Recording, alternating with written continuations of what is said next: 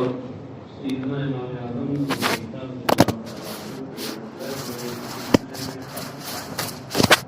کہ اگر کوئی شخص مرتد ہو جائے گا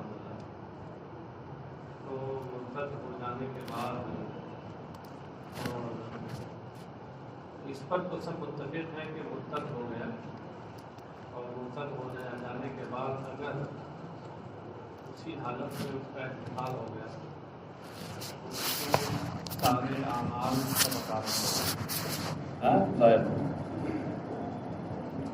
لیکن اگر مرتد ہو جانے کے بعد اور پھر اس نے اسلام قبول کر لیا اللہ کی توفیق سے، اب اس صورت میں اختلاف ہے کہ جو اعمال اس نے پہلے کیے تھے کیا ان کو دہرانا پڑے گا یا نہیں۔ امام شافعی کے یہاں یہ ہے کہ دہرانا نہیں ہوگا، قضا نہیں ہے، اور امام اعظم کے نزدیک کیا ہے ان کو دوبارہ کرنا پڑے گا، کیونکہ ارتداد کی وجہ سے وہ اعمال ضائع ہو گئے، برباد ہو گئے۔ امام شافعی کا استدلال اس آیت سے ہے، مفسر شافعی ہیں اس لیے اپنے امام کا مذہب انہوں نے بیان کیا کہ وَمَن يَرْتَدِدْ مِنْكُمْ عَنْ دِينِهِ فَيَمُتْ وَهُوَ كَافِرٌ فَأُولَٰئِكَ حَبِطَتْ أَعْمَالُهُمْ فِي الدُّنْيَا وَالْآخِرَةِ وَأُولَٰئِكَ أَصْحَابُ النَّارِ هُمْ فِيهَا خَالِدُونَ کہ تم میں سے جو اپنے دین سے پھر جائے اور پھر کفر کی حالت میں اس کی موت ہو تو یہی وہ لوگ ہیں جن کے اعمال دنیا اور آخرت میں برباد ہو گئے، اور یہی دوزخی ہیں جو دوزخ میں ہمیشہ وہ رہیں گے، ہے نا۔ تو اس سے امام شافعی کا استدلال اس سے یہ ہے کہ دیکھیے جو یہ کہا گیا کہ اعمال ضائع ہو گئے، برباد ہو گئے، یہ مرتب ہے اس پر کہ مَن يَرْتَدِدْ عَنْ دِينِهِ فَيَمُتْ وَهُوَ كَافِرٌ، ارتداد کے ساتھ ساتھ پھر اس پر مرتب ہے کہ اس کی موت کفر ہی کی حالت میں ہو، تب ہے ایسا۔ امام اعظم کہتے ہیں کہ نہیں، ایسا نہیں ہے، دوسری خالص صرف ارتداد ہی سے یہ اعمال باطل ہو جاتے ہیں، جیسا کہ دوسری آیتوں میں اس کے بارے میں ہے، سورہ مائدہ کی آیت ہے وَمَن يَكْفُرْ بِالْإِيمَانِ فَقَدْ حَبِطَ عَمَلُهُ، کہ جو ایمان کا انکار کرے یعنی کفر کرے اس کے اعمال ضائع ہو گئے۔ سورہ انعام کی آیت نمبر 88 ہے وَلَوْ أَشْرَكُوا لَحَبِطَ عَنْهُمْ مَا كَانُوا يَعْمَلُونَ، اگر وہ شرک کرتے تو ان کے سارے اعمال ضائع ہو جاتے۔ سورہ حجرات کی آیت نمبر 2 ہے یا ایھا الذین آمنوا لا ترفعوا اصواتکم فوق صوت النبی ولا تجهروا له بالقول كجهر بعضكم لبعض ان تحبط اعمالكم وانتم لا تشعرون، اے ایمان والو نبی کی آواز پر اپنی آوازیں بلند نہ کرو، اور ان کے حضور اس طرح چلا کے بات نہ کرو جیسے آپس میں ایک دوسرے کے ساتھ کرتے ہو کہ کہیں تمہارے اعمال نکارت ہو جائیں اور تمہیں احساس بھی نہ ہو، شعور بھی نہ ہو۔ تو نبی کے سامنے چلا کے بات کرنا، آوازیں بلند کرنا، یہ کافرانہ طرز عمل ہے، کافر یہ کرتے ہیں، یہ حبط اعمال کی وجہ بتائی گئی۔ تو اس سے پتہ چلا کہ نفس کفر اور نفس ارتداد یہی حبط اعمال کا سبب ہے، اعمال کے ضائع ہو جانے کا سبب۔ اب رہ گئی یہ آیت جس سے استدلال کرتے ہیں امام شافعی، تو ہمارے امام کی نگاہ بہت گہری ہے، ایسی نہیں امام اعظم ہیں، وہ فرماتے ہیں کہ غور کیجئے، اس میں دو باتیں ہیں، دو چیزیں ذکر کی گئی۔ ایک تو یہ کہا گیا ہے کہ مَن يَرْتَدِدْ مِنْكُمْ عَنْ دِينِهِ، اور دوسرے فَيَمُتْ وَهُوَ كَافِرٌ، اور بعد میں جزا میں دو چیزیں ذکری ہیں، ایک حبط اعمال اور دوسرے اولئک اصحاب النار۔ ایک ہے دائمی طور پر دوزخی ہونا، اور ایک ہے اعمال کا ضائع و برباد ہو جانا۔ تو عبارت میں لفظ و نشر مرتب ہے یہاں، سمجھے؟ پہلے کا تعلق پہلے سے ہے، دوسرے کا تعلق دوسرے سے ہے۔ تو اب مطلب یہ ہوا کہ جو مرتد ہو جائے، دین سے پھر جائے، تو اس کے اعمال ضائع ہو گیا، برباد ہو گیا، سمجھ گئے؟ اور یہی تو ہم کہتے ہیں. اور کفر کی حالت میں اگر وہ مرتا بھی ہے تو پھر وہ دوزخی بھی ہے ہمیشہ کے لیے. ہاں، لہٰذا امام شافعی مطلب یہ آیت ہم حناف کے خلاف نہیں. چلیں وَلَمَّا ظَنَّ السَّرِيَّةُ أَنَّهُمْ إِنْ أَسْلَمُوا إِنْ سَلِمُوا أَسْلَمُوا نہیں ہے، إِنْ سَلِمُوا ہے. وَلَمَّا ظَنَّ السَّرِيَّةُ أَنَّهُمْ إِنْ سَلِمُوا مِنَ الْإِثْمِ فَلَا يَحْصُلُ لَهُمْ أَجْرٌ نَظَرًا إِنَّ الَّذِينَ آمَنُوا وَالَّذِينَ هَاجَرُوا وَجَاهَدُوا فِي سَبِيلِ اللَّهِ أُولَٰئِكَ يَرْجُونَ رَحْمَةَ اللَّهِ وَاللَّهُ غَفُورٌ رَحِيمٌ. اور جب اس گروہ نے، کون گروہ جس کا ذکر اوپر ہو رہا ہے، حضرت عبداللہ ابن جہش جس کے سربراہ بنائے گئے تھے اور سرکار نے بھیجا تھا قریش کے اس قافلے تجارت کی خبر گیری کے لیے. ہاں، تو جب اس گروہ کا یہ گمان ہوا کہ اگر وہ گناہ سے محفوظ رہے تو انہیں اجر تو نہیں ملے گا. مطلب مان لیجئے چلیے اللہ کی طرف سے یہ حکم نازل ہوا تو اس سے اتنا ثابت ہوا کہ ہم گنہگار نہیں ہیں. ہاں، کیونکہ ہم نے جو ان پر حملہ کیا تھا وہ اس کو ماہ رجب نہیں سمجھا تھا، ماہ جمادی الاخرہ سمجھ کر کے، اور ہم نے حملہ کیا تھا. اس لیے ہمارا قصد، ہماری نیت وہ نہیں تھی. اس لیے ہم گنہگار تو نہیں ہوں گے، گناہ سے محفوظ رہیں گے، لیکن اجر تو نہیں ملے گا اس عمل پر ہم کو جو ہم نے اتنا محنت کا کام کیا، کتنوں کو مارا گرایا اور اس میں ان کا مال لے کے آیا. تو یہ آیت نازل ہوئی، ان الذین آمنوا والذین ہاجروا وجاہدوا فی سبیل اللہ اولئک یرجون رحمۃ اللہ واللہ غفور رحیم. یقیناً جو لوگ ایمان لائے اور انہوں نے ہجرت کی، یعنی اپنے وطن چھوڑے اور اللہ کی راہ میں جہاد کیا. اس کی تفسیر کہہ رہے ہیں لے لائے دین ہی. اس میں یہ اشارہ کیا کہ سبیل اللہ سے بطور استعارہ تصریحیہ دین اللہ مراد ہے، اور اعلیٰ نکال کر یہ اشارہ کیا کہ اس سے پہلے مضاف محذوف ہے، اور فی کی جگہ لام رکھ کر یہ بتایا کہ یہ فی تعلیل کے لیے ہے. فی بھی تعلیل کے لیے آتا ہے، ہاں، اگرچہ عموماً نہیں آتا. تو بخاری کی روایت میں ہے ان امرأة من بنی اسرائیل دخلت بالنار فی ہرۃ، ان امرأة من بنی اسرائیل دخلت بالنار فی ہرۃ اے لاجل ہرۃ. تو فی معنی تعلیل کے لیے، جیسے یہاں بھی ہے. تو مطلب کیا ہوا؟ اور انہوں نے راہ خدا میں جہاد کیا، یعنی اللہ کے دین کی سربلندی کی خاطر جہاد کیا. انہوں نے اولئک یرجون رحمۃ اللہ ثوابہ، وہ اللہ کی رحمت کے امیدوار ہیں، یعنی اللہ کے ثواب کی امید کرتے ہیں. واللہ غفور للمؤمنین رحیم بہم، اور اللہ اہل ایمان کو بخشنے والا اور ان کے ساتھ مہربانی فرمانے والا. مطلب یہ ہے کہ اب اس عمل پر انہیں ثواب بھی ملے گا. یسألونک عن الخمر والمیسر قل فیہما اثم کبیر ومنافع للناس واسمہما اکبر من نفعہما. اے محبوب، آپ سے یہ شراب اور جوئے کے بارے میں پوچھتے ہیں. نیچے لکھا ہوا ہے پوچھنے والے کون ہیں. ساوی کے حوالے سے محشی نے لکھا ہے السائل عمر بن الخطاب و معاذ بن جبل و جماعت من الصحابہ. صاد اشارہ ہے ساوی کی طرف کہ پوچھنے والے حضرت عمر بن خطاب، معاذ بن جبل اور صحابہ کا یہ ایک جماعت تھی کہ شراب اور جوے کا حکم کیا ہے.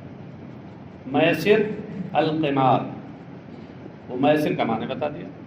میسر سے مراد قمار ہے یعنی جوا. تو ان کے بارے میں پوچھتے ہیں، یعنی ما حکمہما، یہ پوچھتے ہیں کہ ان کا حکم کیا ہے، یہ جائز ہے کہ ناجائز ہے، حلال ہے کہ حرام ہے. قل فیہما، قل لہم، ان سے آپ فرما دیجئے فیہما اسم کبیر، ان دونوں میں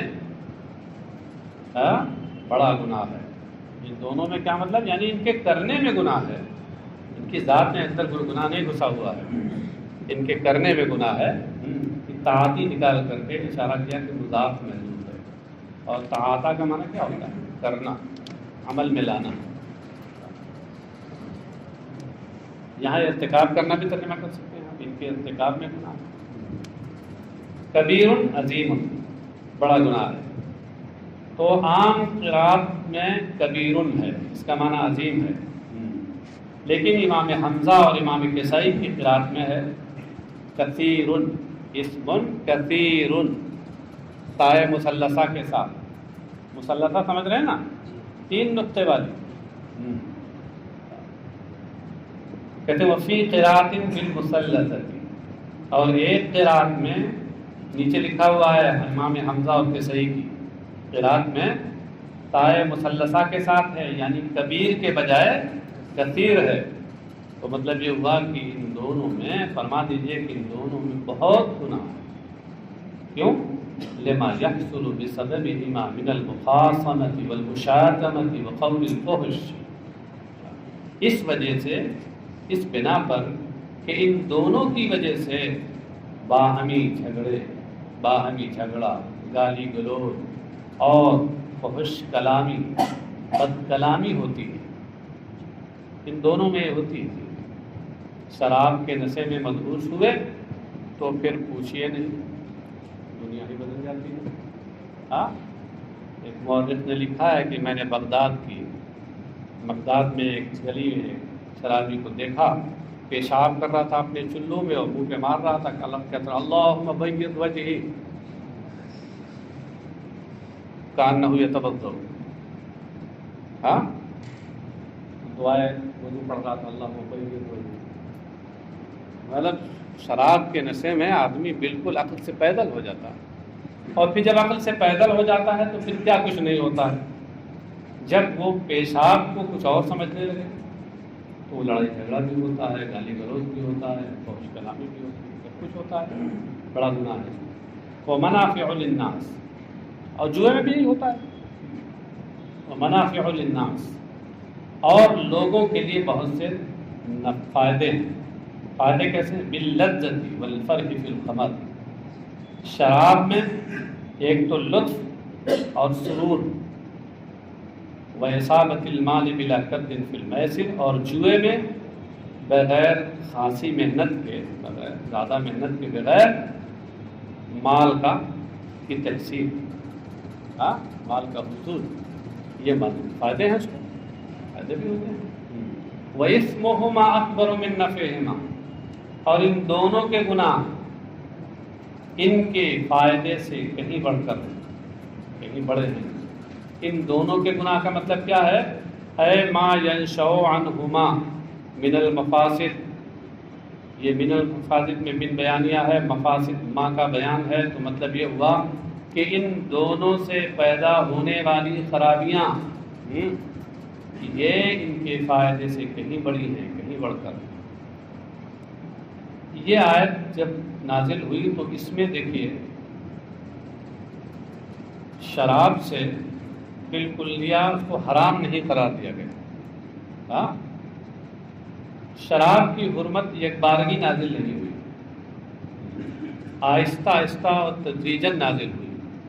اس کی وجہ کیا تھی؟ وجہ یہ تھی کہ شراب عربوں کے معاشرے میں اس کی جڑیں اتنی گہری تھیں کہ شراب نوشی کے اس گہری جڑ والے درخت کو ایک بار ہی اکھاڑا نہیں جا سکتا تھا، اکھاڑ کے معاشرے سے پھینکا نہیں جا سکتا تھا۔ اس لیے ہماری شریعت نے اس میں تدریج کا عمل اپنایا، جو قرین مصلحت تھا، تدریج کا عمل اپنایا۔ پہلے کہا یہ کہ ایک متوازن بات کہی کہ اس میں خرابیاں بھی ہیں، فائدے بھی ہیں، اور ویسے خرابیاں فائدے سے زیادہ، فائدہ کم ہے۔ تھوڑا سا موڈ بنایا ان کا، ذہن سازی کی، اور اس کے بعد پھر یہ حضرت عمر نے پوچھا کہ اللہ بین لنا فی الخمر بیان شافیہ، شراب کے بارے میں واضح بیان عطا فرما دو۔ تو پھر آگے آیت نازل، حکم یہ نازل ہوا کہ ایسا ہے کہ تم لوگ حالت نماز میں اس کے قریب نہ جاؤ. ہاں، لا تقربوا الصلاۃ وانتم سکارا، نشے کی حالت میں نماز کے قریب نہ جاؤ. تو اس کا مطلب یہ ہوا کہ نماز کے علاوہ حالت میں اب بھی راستہ کھلا رہا. تھوڑا اور ماحول بنا، اور اس کے بعد پھر اور آگے بڑھ کر کے اور پھر اس کو حرام کیا گیا. تو 3 مرحلے ہوئے اس میں. تدریج کا عمل اپنایا گیا تاکہ جس خرابی نے اور جس برائی نے معاشرے کے اندر اپنی جڑیں بہت گہری کر لی ہیں تو ان کو آہستہ آہستہ ان کی جڑوں کو نکالا جائے. کہتے وَلَمَّا نَزَلَتْ شَرِبَهَا قَوْمٌ وَامْتَنَعَ آخَرُونَ إِلَىٰ أَنْ حَرَّمَتْهُمْ آیَةُ الْمَائِدَةِ، اور جب یہ آیت نازل ہوئی تو کچھ لوگوں نے، یعنی صحابہ ہی میں سے، مسلمانوں ہی میں سے کچھ نے شراب پی، اور دوسرے لوگ اس سے باز رہے. اب جنہوں نے پی تو اوپر لکھا ہوا ہے قالوا نشرب منها ما ينفعنا، پی وہ یہ کہتے تھے کہ ہم، کیونکہ اس میں فائدہ بھی ہے، فائدے کی چیز ہم استعمال کر رہے ہیں. اور جو لوگ باز کہتے تھے باز رہے سے، تو وہ محتاج لوگ تھے اور وہ کہتے تھے کہ ہمیں اپنے نفس کے اوپر وثوق و اعتماد نہیں ہے. ہاں کہ کہیں ایسا نہ ہو کہ ہم شراب کے نشے میں حد اعتدال پار کر رہے ہیں، تو اس لیے وہ باز رہے. اِلیٰ أَنْ حَرَّمَتْهُمْ آیَةُ الْمَائِدَةِ، یہاں تک کہ مائدہ، سورہ مائدہ کی آیت نے ان کو حرام قرار دے دیا. وہ تفصیل ابھی بتائی نہیں ہے. وَيَسْأَلُونَكَ مَاذَا يُنْفِقُونَ، اور یہ لوگ آپ سے پوچھتے ہیں کہ وہ کتنا خرچ کریں، وہ کتنا خرچ کریں. ماذا ينفقون اے ما قدرہ، یعنی اس کی مقدار کیا ہے. ماذا سے مراد یہاں مقدار ہے. قل العفو، آپ فرما دیجئے عفو، ضرورت سے جو زائد ہو اسے خرچ کرو. تو العفو یہ نسب کے ساتھ ہے. کیوں؟ اس لیے کہ اس کا فعل ناصب انفقو یہاں محذوف ہے اور حذف پر قرینہ سوال ہے. قل انفقوا العفو، آپ فرما دیجئے کہ وہ عفو کو خرچ کریں. عفو کا مطلب کیا ہے؟ الفاضل عن الحاجہ، یعنی ضرورت سے زیادہ جو مال ہے اسے خرچ کریں. ولا تنفقوا ما تحتاجون الیہ وتضیعوا انفسکم، ایسا نہ کرو کہ تمہیں جس کی ضرورت ہے اسے خرچ کر کے اپنے آپ کو ضائع و برباد کر دو. ایسا نہ کرو، بقدر ضرورت سے جو زائد ہے اس کو خرچ کرو اور جو تمہاری ضرورت کا اس کو اپنے پاس رکھو. کہتے وفی قراءۃ بالرفع بتقدیر ہوا، اور ایک قراءت میں رفع کے ساتھ ہے العفو، قل العفو، عفو کے رفع کے ساتھ ہے، ہوا کی تقدیر کے ساتھ. یعنی مطلب کیا ہوا کہ قل هو العفو،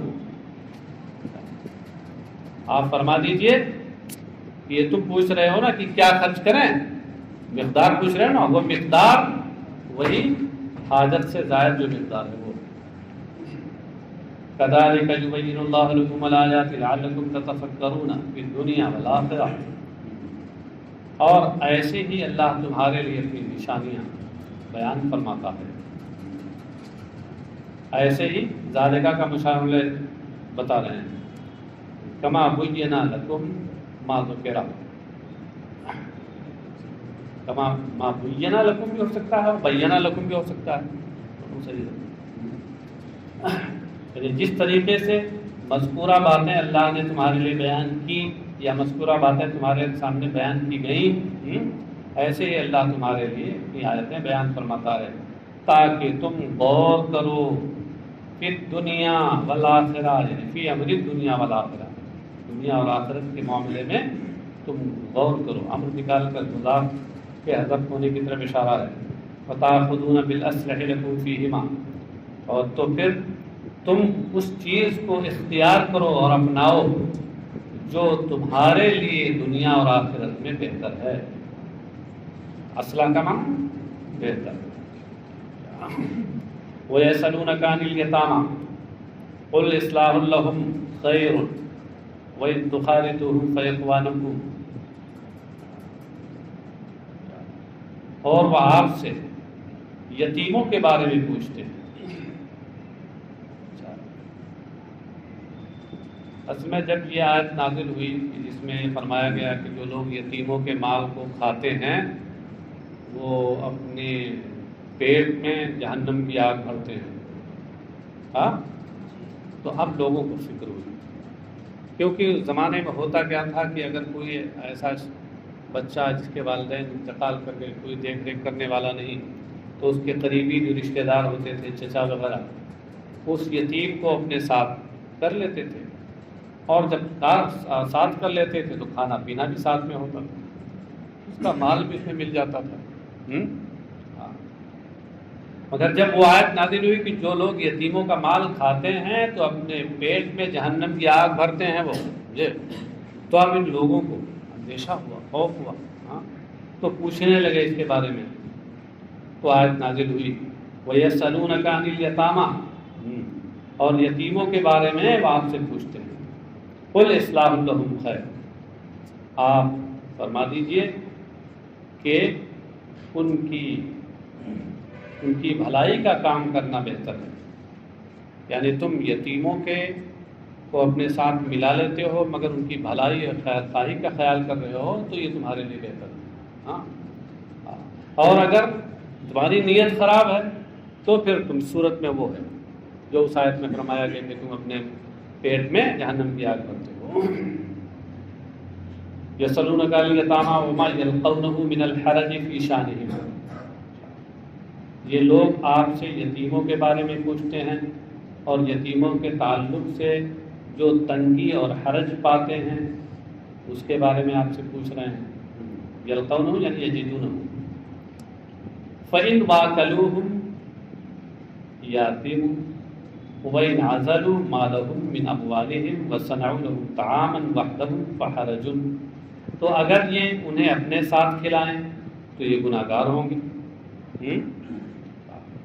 اور اگر ان کے مال کو اپنے مالوں سے جدا کر دیں، الگ کر دیں، عزلوا، عزل کا معنی جدا کرنا، وصنعوا لهم طعاما وحدهم، اور صرف اکیلے ان کے لیے کھانا بنائیں، اپنے گھر والوں کے لیے الگ کھانا اور وہ ایک یتیم کے لیے الگ کھانا بنائیں، فحرج، تو اس میں حرج اور تنگی ہے، دشواری ہے۔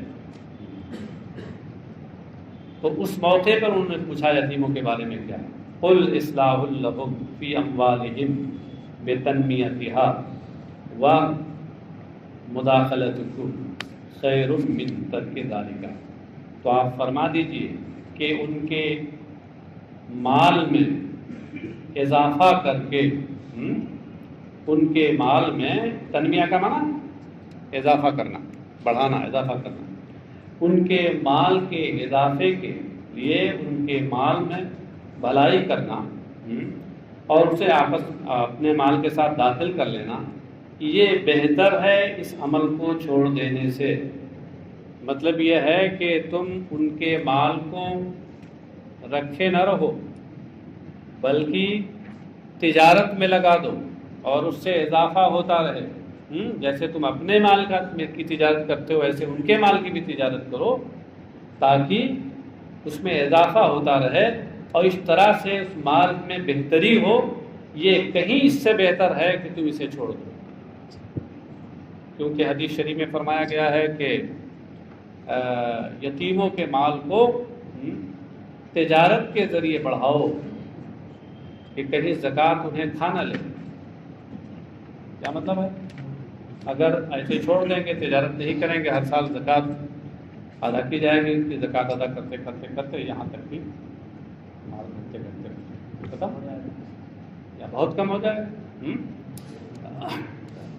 وَإِن تُخَالِطُوهُمْ فَإِخْوَانُكُمْ یعنی اخوانکم فی الدین، اور اگر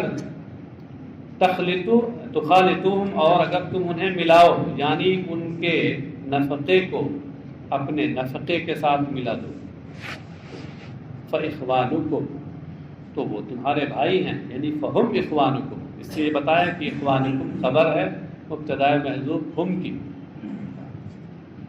وہ تمہارے بھائی ہیں فی الدین، دین کے دینی بھائی ہیں تمہارے. ومن شان الاخ یخالط اخاہ، اور ایک بھائی کا حال یہی ہوتا ہے کہ وہ اپنے بھائی کو ملاتا ہے. اے فلکم ذالک، تو کہنے کا مطلب یہ ہے کہ وَإِن تُخَالِطُوهُمْ فَإِخْوَانُكُمْ فِي الدِّينِ کا مطلب کیا ہے؟ فلکم ذالک، تمہارے لیے یہ جائز ہے، اس کا اختیار ہے. بس نیک نیتی کے ساتھ، نیت تمہاری خراب نہ ہو کہ ان کا مال ہمیں ہڑپ کرنا. اللہ یعلم المفسد من المصلح، اور اللہ تبارک و تعالیٰ ان کے مال کو خراب کرنے والے، ان کے مال کو تباہ کرنے والے کو جانتا ہے. مال ملا کر، یعنی اپنے مال کے ساتھ ان کے مال کو ملا کر مال کو تباہ کرنے والا جو شخص ہے اس کو جانتا ہے. من المصلح، اس شخص سے کہ جو اس مال کے اندر خوبی پیدا کرنے والا ہے، اچھائی پیدا کرنے والا ہے. یہ اللہ جانتا ہے کس کی نیت کیا ہے. کہ یہ یتیم کے سرپرست نے جو اس کے مال کو اپنے مال کے ساتھ ملا کر کے لگایا ہے، تو اس کی نیت کیا ہے؟ اس مال کو تجارت کے ذریعے بڑھانا، یا اس مال کو اپنے مال میں کر کے اور اس کو ہڑپ کر لینا. کیا نیت ہے اللہ کو جانتا ہے. فَيُجَازِي كُلًّا مِّنْهُمَا، تو ان میں سے ہر ایک کو وہ اس کی جزا دے گا، بدلہ دے گا، جیسی کرنی ویسی بھرنی ہوگی. وَلَوْ شَاءَ اللَّهُ لَأَعْنَتَكُمْ، اور اگر اللہ چاہتا لَأَعْنَتَكُمْ، أَعْنَتَ يُعْنِتُ، یہ عنتن سے بنا ہے. عنت کا معنی دشواری اور تنگی ہوتا ہے، تو اعنتکم کا معنی ہوا لضیق علیکم. اگر اللہ چاہتا تو تمہارے اوپر اس مال کے ملانے کو حرام قرار دے کر تمہارے اوپر اسے تنگ کر دیتا. ہاں، یعنی کہتا ہے کہ یہ ملانا ناجائز ہے، حرام ہے، لہذا اب تمہارے لیے تنگی کا سامان ہو جاتا. ان اللہ عزیز غالب علی امرہ حکیم فی صنعہ، یقیناً اللہ اپنے معاملے میں غلبے والا ہے اور اپنے کام میں حکمت والا ہے، اس کے ہر کام میں حکمت ہے. ولا تنکحوا المشرکات حتی یؤمنن ولأمۃ مؤمنۃ خیر من مشرکۃ ولو اعجبتکم. تنکحوا، اس میں لا تنکحوا میں خطاب کس سے ہے؟ ایھا المسلمون. اور نکاح کے معنی بتا دیے ہیں تزوج کے. ہم اجمیوں کے یہاں تو تزوج سے زیادہ نکاح ہی آسان ہے. نکاح بولے تو ہر جاہل سمجھ لیتا ہے، اور تزوج بولیں تو آپ ہی جیسے لوگ پڑھے لکھے سمجھیں گے، وہ ان پڑھ نہیں سمجھیں گے. ہاں، لیکن لگتا یہ ہے کہ عربوں کے یہاں نکاح سے زیادہ تزوج زیادہ واضح ہے، اسی لیے تفسیر کی ہے. لا تنکحوا یعنی تتزوجوا ایھا المسلمون، اے مسلمانوں نکاح نہ کرو، تم نکاح نہ کرو، ازدواج نہ کرو، عقد ازدواج، شادی نہ کرو مشرکہ عورتوں سے، ایل کافرات یعنی کافروں سے. یہاں بتانا یہ ہے کہ مشرک بول کر کافر مراد ہے. اصل میں کافر اور مشرک میں عموم خصوص مطلق کی نسبت اصل معنی کے لحاظ سے.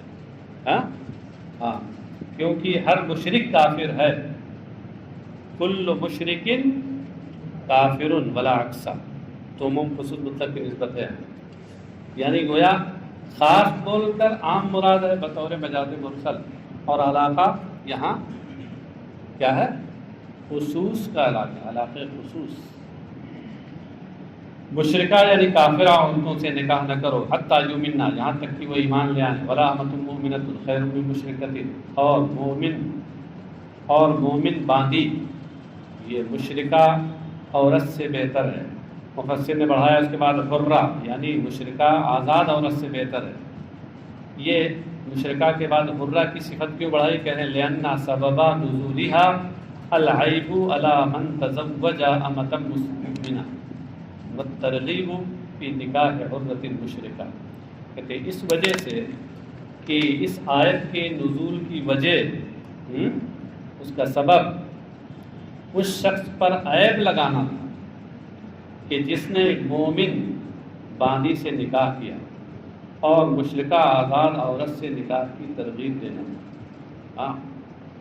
کہ ایک صحابی انہوں نے غالباً حضرت عبداللہ ابن مسعود تھے، غالباً کہہ رہا ہوں، میرے نام میں تھوڑا شبہ ہے، تو ان کی ایک باندھی تھی، سیاہ فام باندھی تھی، کالی کلوٹی، لیکن تھی بہت نیک، مسلم تھی اور عبادت گزار تھی، تو کسی بنیاد پر آپ نے اس کو ڈانٹ دیا، چوک ہو گئی انسانی ناطے، ڈانٹا بہت، اور پھر اس کے بعد وہ آئے اور نبی اکرم صلی اللہ علیہ وسلم کی بارگاہ میں اس کو ذکر کیا انہوں نے، تو سرکار نے کہا کہ آپ نے اچھا نہیں کیا، تو انہوں نے کہا کہ ہم عہد کرتے ہیں کہ ہم اس کو آزاد کریں گے اور آزاد کرنے کے بعد اس سے نکاح کریں گے، چنانچہ آزاد کر کے اور پھر نکاح کر لیا اس سے۔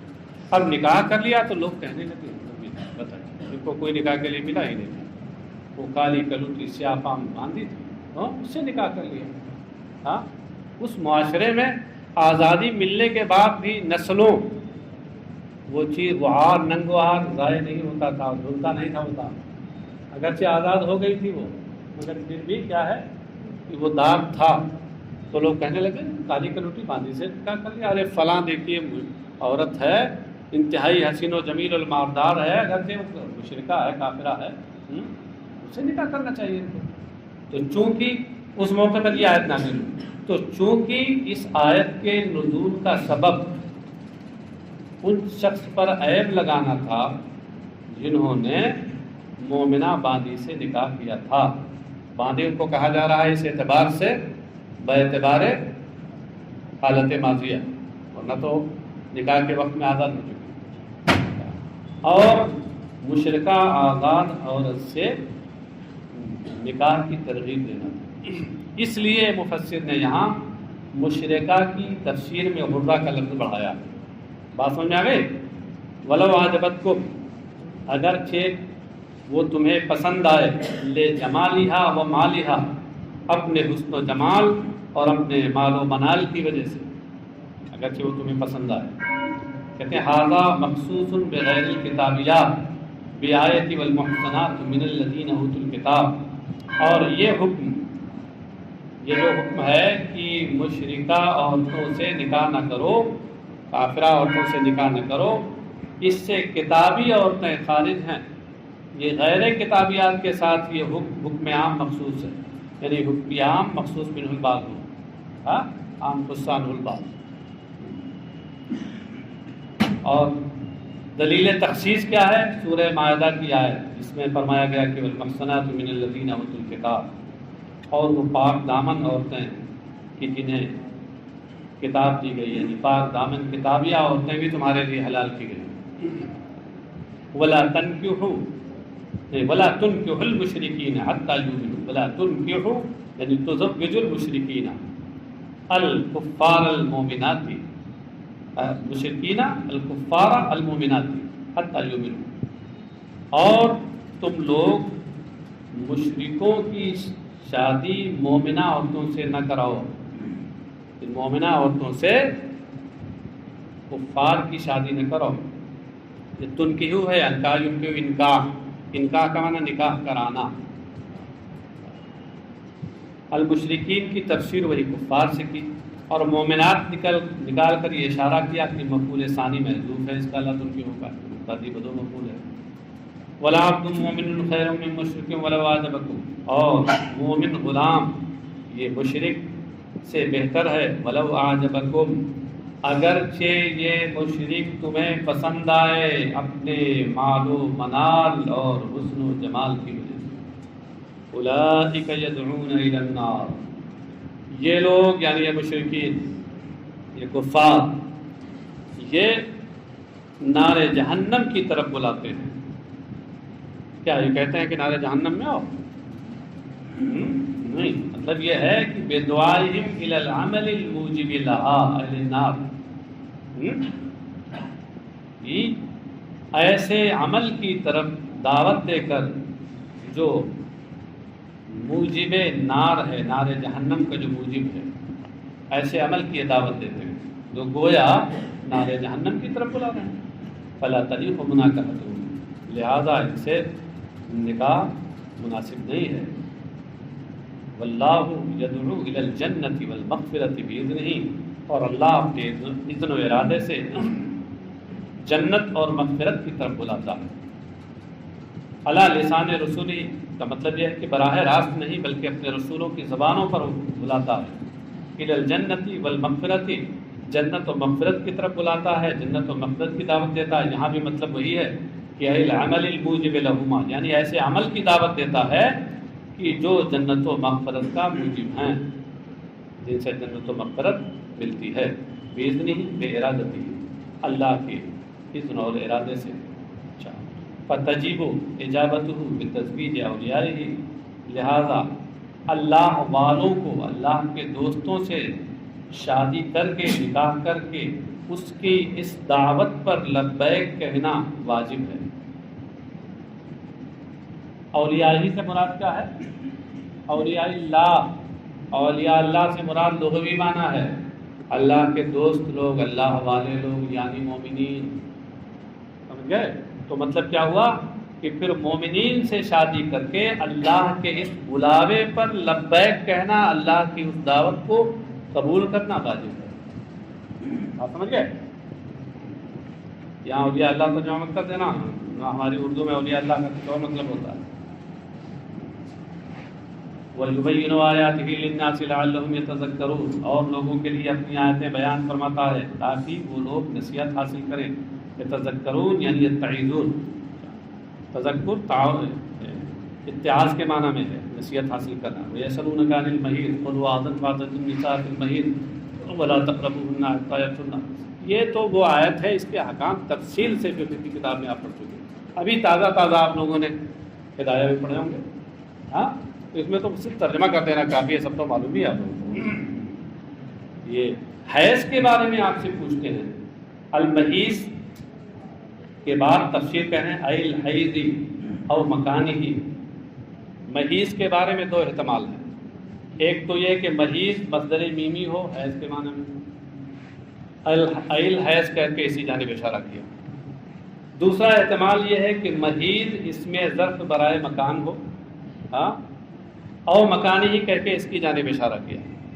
لیکن ایک تیسری صورت بھی بنتی تھی کہ اس میں ظرف زمان ہو، پتہ نہیں خدا بہتر جانے کیوں چھوڑ دیا اس کو، حالانکہ آگے جانے کے بعد اسی کے نیچے دوسرا جو محیض ہے فی المحیض وہاں کہہ دیا او وقت ہی او مکان ہی۔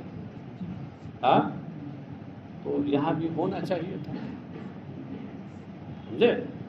ہونا چاہیے تھا۔ آپ سے وہ حیض کے بارے میں پوچھتے ہیں، یا حیض کے مقام، حیض کی جگہ کے بارے میں پوچھتے ہیں، یا حیض کے وقت کے بارے میں پوچھتے ہیں کہ ماذا یفعل النساء، ماذا یفعل بالنساء فیہ، کہ اس میں عورتوں کے ساتھ کیا کیا جائے۔ قل، آپ فرما دیجئے، ہوا اذن، کہ یہ حیض اذن، ہوا ضمیر کا مرجع وہی محیض ہے۔ اب محیض سے جو آپ مراد لیں گے، اذن سے اسی کے حساب سے معنی مراد لینا پڑے گا۔ اگر محیض بمعنی حیض ہے تو اذن بمعنی قذرن ہوگا، کہ یہ حیض یہ گندگی ہے، گندی چیز ہے۔ اذن قذرن گندی چیز ہے، گھناؤنی چیز ہے۔ ہاں، مؤشر نیچے جی لکھ رہے ہیں لفظ و نشر مرتب۔ اور اگر محیض مکان حیض کے معنی میں لیں تو اذن سے پہلے مضاف محذوف ہوگا، اور ہوا اذن کا مطلب ہوا محل و اذن، وہ گندگی کی جگہ ہے، سمجھے؟ اور صاحب ایک جو تفسیر چھوڑ دی تھی انہوں نے، ہاں، وہ کیا؟ وقت زمانے حیض، اگر وہ ہوتا تو یہاں یہ نکالتے کہ او زمانہ، فاعتزلوا النساء، تو عورتوں سے تم حیض کے وقت میں یا اس کی جگہ میں تم عورتوں سے پرہیز کرو، بچو، یعنی ان سے ہم بستری چھوڑ دو۔ ولا تقربوهن حتى يطهرن، اور ان کے قریب نہ جاؤ، ان سے قربت نہ کرو۔ قربت سے مراد کیا ہے؟ جماع، ان سے ہم بستری نہ کرو۔ حتى يطهرن، یہاں تک کہ وہ پاک ہو جائیں۔ یہاں دو قراتیں ہیں، يطهرن سکون تا کے ساتھ، اور يطهرن تشدید ہا، تشدید اس کی تشدید، تا کی تشدید اور ہا کی تشدید کے ساتھ، یعنی يطهرن۔ اور یطہرنا اس کی اصل ہوگی یتطہرنا، اب تفاعل میں فا کلمہ تو ہے تو تائے تفاعل کو تو کا ہمزیت کر کے اسی میں ادغام کر دیا، سمجھے کہ توفیہ ادغام الطاء فی الاصل بالطاء، اور اس میں دراصل تا کا ادغام تا میں ہے۔ تطہر جب ہو تو تطہر کا مفہوم کیا ہوگا؟ یغتسلن بعد انقطاع، یعنی حیض بند ہو جانے کے بعد وہ غسل نہ کریں، تو ان سے جمع نہ کرو یہاں تک کہ حیض بند ہو جانے کے بعد وہ غسل نہ کر لیں۔ اس میں تھوڑی تفصیل ہے، میرے خیال میں آپ لوگوں نے پڑھا ہوگا علم فقہ میں، ہمارے امام اور امام شافعی کے ہاں، ان کے ہاں تو ہر صورت میں جب تک خون دم حیض بند ہو جانے کے بعد غسل نہ کرنے جمع جائز نہیں، اور ہمارے یہاں کیا ہے کہ اگر 10 دن پر بند ہوا ہے تو اب ایسی صورت میں غسل کوئی ضروری نہیں ہے، بغیر غسل کے بھی جمع درست ہے۔ اور پھر وہ ہمارے امام تطہر والی یعنی تشدید والی جو قرات ہے اس کو یہ کہیے کہ 10 دن سے کم پر جب حیض بند ہو اس صورت پہ معمول کرتے ہیں جی، اور یطہرنا تخفیف والی جو قرات ہے اس کو 10 دن پورے ہونے پر حیض جب بند ہو تو اس پر معمول کرتے ہیں۔ میں نے بہت کافی اجمال کر کے بتا دیا۔ وَإِذَا تَطَهَّرْنَ فَأْتُوهُنَّ فَأَمَرَكُمُ اللَّهُ، اور جب وہ خوب پاک ہو جائیں یعنی غسل کر لیں تو پھر تم ان کے پاس آؤ ہم بستری کے لیے وہاں سے کہ جہاں سے اللہ نے تم کو حکم دیا ہے، یعنی حیض کی حالت میں جہاں سے بچنے پرہیز کرنے کا حکم دیا ہے، وہ هو القبول، یہ آگے کی شرمگاہ ہے، وَلَا تَعْدُوهُ إِلَىٰ غَيْرِهِ، اور اس سے آگے کی طرف تجاوز نہ کرنا، إِنَّ اللَّهَ يُحِبُّ التَّوَّابِينَ وَيُحِبُّ الْمُتَطَہِّرِينَ، اللہ تبارک تعالیٰ توبہ قبول کرنے والوں کو اور پاکی پسند کرنے والوں کو پسند فرماتا ہے۔ پسند فرمانے کا مطلب یہ ہے کہ ثواب دیتا ہے، ان کی عزت افزائی کرتا ہے۔ باقی سب واضح ہے۔